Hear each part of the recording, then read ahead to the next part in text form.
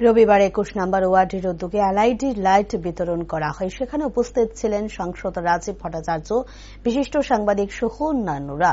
সেখানে বক্তব্য রাখতে গিয়ে রাজীব ভট্টাচার্য সকলকে একত্রিত হওয়ার আহ্বান রাখেন, কারণ আমাদের কৃষ্টি সংস্কৃতি ও সনাতন ধর্মের উপর বারবার আক্রমণ সংঘটিত হচ্ছে। কৃষ্টি সংস্কৃতি রক্ষা করার ক্ষেত্রে এক সময় আমাদের পূর্বপুরুষেরাই ভারতবর্ষের পটভূমিতে আশ্রয় নেয়। এই চ্যালেঞ্জটা আবারও ছুড়ে দেওয়া হচ্ছে। বর্তমান সময়ে দাঁড়িয়ে যারা বড় বড় কথা বলছেন তারা জানেন না, যদি শহর আগরতলা একটা সময় না থাকতো তাহলে তারা আজ এই কথাগুলো বলতে পারতেন না। কিন্তু দেখা যাচ্ছে আগরতলাকে টার্গেট করে কথা বলা হচ্ছে। আমি আপনাদের কাছে একটা ছোট্ট আবেদন রাখছি যে আমাদের সকলকে ইউনাইটেড একত্রিত হওয়ার জন্য আমি আবেদন রাখছি। আপনারা বলতে পারেন কেন আমি এই একত্রিত হওয়ার জন্য বলছি। সামনে আমাদের বিশেষ চ্যালেঞ্জ। আমরা সবাই এক মিনিট চুপ করতে পারি কিনা? সামনে বিরাট চ্যালেঞ্জ। আমাদের কৃষ্টি সংস্কৃতি, আমাদের সনাতন ধর্মের উপর বারবার আক্রমণ সংঘটিত হচ্ছে।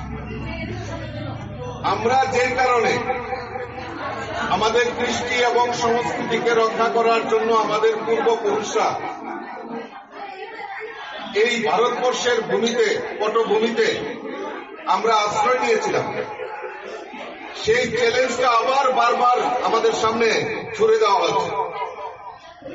কিন্তু আমি দৃঢ় বিশ্বাস, এই যে ঘৃণ্য চক্রান্ত, এই চক্রান্তের জবাব দেওয়ার জন্য আমরা সবাই একতাবদ্ধ হয়ে, আমরা এই ইউনাইটেডলি আমরা একতাবদ্ধ হয়ে তার উপযুক্ত জবাব দেওয়ার জন্য আমরা তৈরি আছি।